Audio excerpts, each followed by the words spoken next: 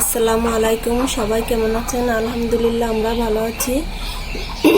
চারিদিকে এখন হাঁস মুরগির প্রচুর পরিমাণে অসুখ হচ্ছে। ঠান্ডা, জ্বর কিংবা পাতলা পায়খানা এগুলা হয়ে প্রায় বাড়িতেই হাঁস মুরগি সবই মারা যাচ্ছে। আর আমাদের বাড়িতে কিছু দেশি মুরগি এমন কি ছোট পাতি হাঁস আছে, আর ওইগুলোর জন্য আমরা ইরামেক্স ভেট পাউডারটা নিয়ে আসছি।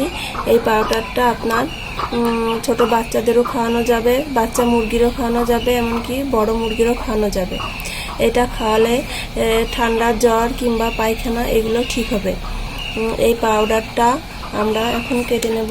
আমাদের কিছু মুরগির বাচ্চা আছে, ওদেরকে খাওয়ানোর জন্য নিয়ে আসা হয়েছে। আমরা পাউডারটা কেটে নিয়েছি।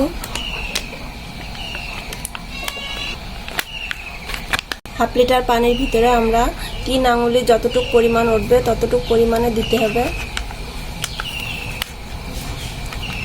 এই যে এই পরিমাণ ওষুধ আমরা হাফ লিটার পানির ভিতরে দিয়ে দিলাম।